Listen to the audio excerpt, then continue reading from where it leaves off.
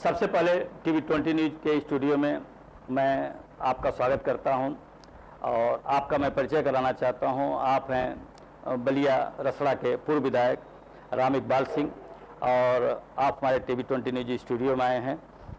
कुछ चुनावी माहौल में आप आए हुए हैं और जो लोकसभा का उपचुनाव चल रहा है उसी कुछ बिंदुओं को मैं प्रकाश डालूंगा और आपसे वार्ता करूंगा कि आपके क्या जवाब उस पर हैं। सबसे पहले राम इकबाल सर, आप ये बताइए कि ये जो चुनावी माहौल चल रहा है इसमें आपको क्या लग रहा है? ये चुनावी माहौल मैं कह सकता हूँ कि उत्तर प्रदेश में जो दहशतगर्दी फैली है, अराजकता फैला है, आम आदमी भय के वातावरण में है, थानों में तक बलात्कार फरियादी के साथ हो जा रहा है। इन घटनाओं का जवाब होगा आजमगढ़ का फैसला। आजमगढ़ की जनता का फैसला लोकतंत्र को ताकत देगा और निश्चित रूप से कह सकता हूँ कि आजमगढ़ की जो अपनी पुरानी गरिमा है उसके अनुरूप होगा। देश एक दहशत के चौराहे पर है, तो मैं लोगों से अपील करूँगा। मैं तो आजमगढ़ में 3 महीना जेल में भी रहा हूँ।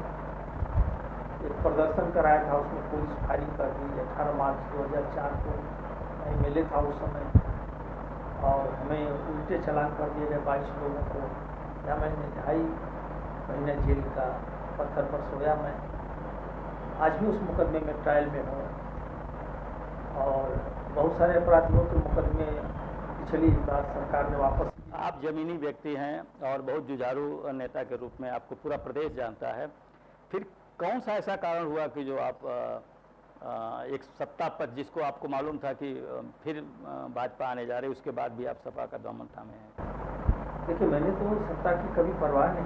मैं स्टूडेंट लाइफ में भी एक छात्र आंदोलन हुआ BHU में, बनारस हिंदू विश्वविद्यालय में 1980-81 और उसमें मुझे निर्दोष कई लोगों को निकाला गया, कई लोगों ने माफ़ी मांगकर स्टूडेंट हो गए। लेकिन मैं उस मोमेंट से मेरा कुछ लेना देना नहीं था, लेकिन मुझे फंसा दिया गया और जस्टिस BN वर्मा, फिर जस्टिस रस्तोगी कमीशन बना और मुझे पूरे भारत से काली सूची में डाल दिया गया। पूरी लाइफ के लिए मैं देश में का एडमिशन नहीं ले सकता हूँ। उसके एवज में बनारस बंद हुआ। आदरणीय राजनारायण जी बड़े नेता थे, देश के सोशलिस्ट नेता थे, वो भी जुलूस में पैदल चले 6 किलोमीटर बनारस बंदी के दिन। तो वाइस चांसलर महोदय ने शर्त लगाई कि खेद व्यक्त कर दे तो मैं वापस कर लेता। मैंने जवाब दिया कि मैं खेद प्रशासन से नहीं व्यक्त कर सकता। वाइस चांसलर का पद एडमिनिस्ट्रेटिव पद है, मैं चपरासी से व्यक्त कर सकता। वैसे मैंने कोई गलती नहीं की। तो मैं शुरू से स्ट्रगल किया हूँ, इसलिए सत्ता और सरकार का मेरे सेहत पर कोई असर। आप जुझारू व्यक्तित्व के स्वामी हैं, आपको प्रदेश जानता है। अब जो माहौल चल रहा है, जैसे एक वर्ग अपने मुस्लिम वर्ग जो है, हम खुलकर बोलना चाहते हैं कि वो लोग, उनको लग रहा है कि हम सुरक्षित हैं। इस पर आपको क्या करना है? इसमें कोई दो राय नहीं है कि anti Muslim Bharatiya Janata party की सरकार काम कर रही है और इस ढंग से वो काम कर रहे हैं। उनकी नीयत में है कि इतना दबाव बना दो कि लोग कन्वर्ट होकर के हिंदू हो जाए।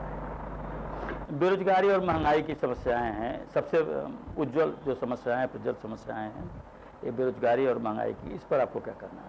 बेरोजगारी और महंगाई के ऊपर सरकार का कोई ध्यान नहीं है। सरकार ने अपने घोषणा पत्र है, संकल्प पत्र में वादा किया कि 2 करोड़ प्रतिवर्ष बेरोजगारी दूर करेगा। लेकिन बेरोजगारी क्या दूर करेंगे? बेरोजगारों की फौज खड़ी होगी।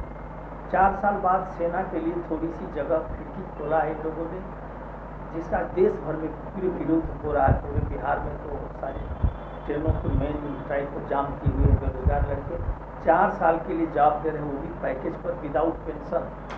4 साल बाद वो आर्मी का पूरी ट्रेनिंग ले लेंगे तो जीने के लिए क्या वो हथियार उठाकर आतंकवादी नहीं बन सकते? क्या वो विदेशी गिरोहों में से नहीं संपर्क कर सकते?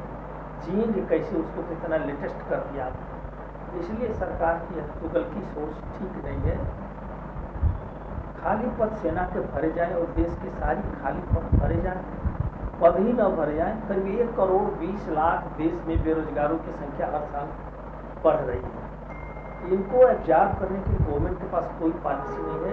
गवर्नमेंट के पास असत्य का सहारा लेकर के देश को गुमराह करने का एक सोची समझी रणनीति चल रही है, जिसका सहयोग बहुत सारे हमारे मीडिया कर्मी भी, चैनल्स भी दे रहे हैं। आज यही कारण है कि देश का युवा कुंठित हो गया है। देश के जो यूपी बोर्ड से चलने वाले स्कूल कॉलेज हैं, उनमें आपने देखा मेरे जिले में तो 50-50 हज़ार की कापियाँ लिखी जा रही थी। उसमें पत्रकारों ने जब लिखा तो उन्हीं को उल्टे जेल में डाल दिया जिला प्रशासन ने। उनके ऊपर कोई कार्रवाई नहीं हुई जिला प्रशासन के ऊपर। ये लीकेज है कहाँ से? इसके बाद भी पूरे जिले के हर कॉलेज पर कापियाँ लिखी जा रही थी। तो सत्य को दबाने का एक सोची समझी रणनीति चल रही है और सही लोगों को दबाने का और किसी भी तरह से सत्ता हथियाने का एक कुचक्र चल रहा है।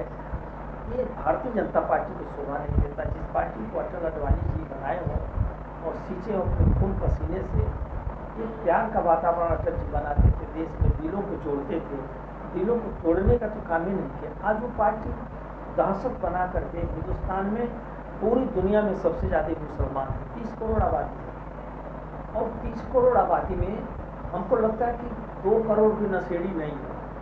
वो मेहनत के पसीने से खाते हैं, नशा विहीन है लगभग कह सकते हैं। पंचर साट कर जी लेंगे लेकिन सर झुकाकर नहीं जीते हैं। उनके जज्बात को ललकारना ठीक नहीं है। देश एक बार पुनः विघटन के किनारे जा सकता है। मुझे ऐसा लग रहा है जिस ढंग से लोग डरे हुए हैं और जिस ढंग से मुसलमानों की एक वर्ग के ही घरों को चिन्हित करके तोड़े जा रहे हैं। बहुत सारे माफिया हैं, उनके घर को देखा नहीं जा रहा। और मैं तो एक बात और कहूँगा, मैं माफियागिरी का विरोधी हूँ, मैं तो पीएचयू साहब जानते हैं। लेकिन जिन माफियाओं पर सबसे पहले बुलडोजर चला, कहाँ? मऊ में, गाजीपुर में, उनके सारे परिवार के लोग चुनाव जीत गए। जनादेश उनके पक्ष में गया। मतलब सरकार के फैसले को जनता ने खारिज किया। यह समझ में नहीं आ रहा है कि ये सरकारें कर क्या रही हैं। आप सपा प्रत्याशी धर्मेंद्र यादव के चुनाव प्रचार में हैं, तो आपको क्या लग रहा है?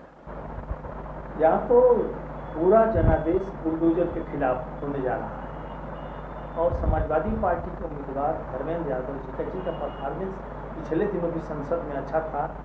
जनता जिताने का फैसला ले ली है और पूर्वांचल की जनता वैसे भी सपा को जनादेश दी हुई है और आजमगढ़ जिला तो स्पेशल सपा का गढ़ है और मैं उनको जिताने के लिए बलिया से आया हूँ। जी हमारे रिश्तेदार नातेदार।